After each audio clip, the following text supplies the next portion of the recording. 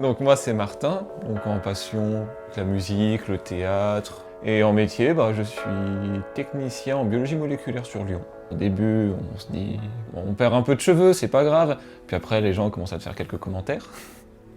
Donc là, tu commences à prendre conscience qu'effectivement, il y a une vraie perte. Ça entraîne effectivement une petite perte de confiance et l'installation d'un complexe, en fait.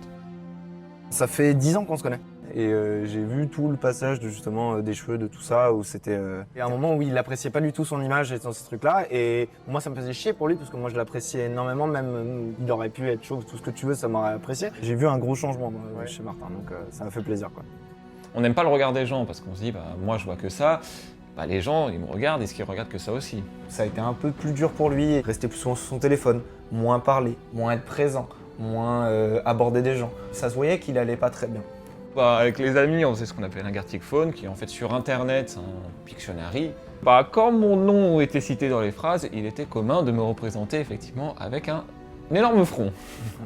Donc j'ai fini par leur dire à un moment que si on pouvait trouver d'autres façons de me dessiner, ça serait quand même beaucoup plus sympa, et ce qui a permis d'ouvrir un peu la discussion avec mes amis sur le complexe de la perte de cheveux. Tu dis que ça te gênerait, que c'était juste des blagues et que tu les prenais comme blagues, et non, ça l'a vraiment touché.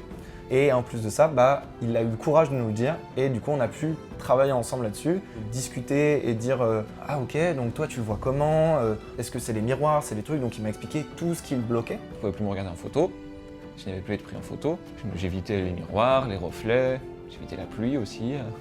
Et voilà, ça donnait beaucoup trop de place dans ma vie en fait, c'était une galère. Là il s'est re-ouvert, et même plus, maintenant il arrive à, je trouve, prendre confiance en lui, même faire des trucs qu'il n'avait pas du tout envie. Et il sort de sa zone de confort continuellement, et il continue de ressortir de sa zone de confort tout le temps. C'est ça qui est bien aussi. Moi, je tiens quand même à remercier beaucoup Elitaire, qui m'ont aidé à faire un pas. Le pas qu'il fallait, je pense, pour bien reprendre le chemin que j'avais un peu perdu, on va dire.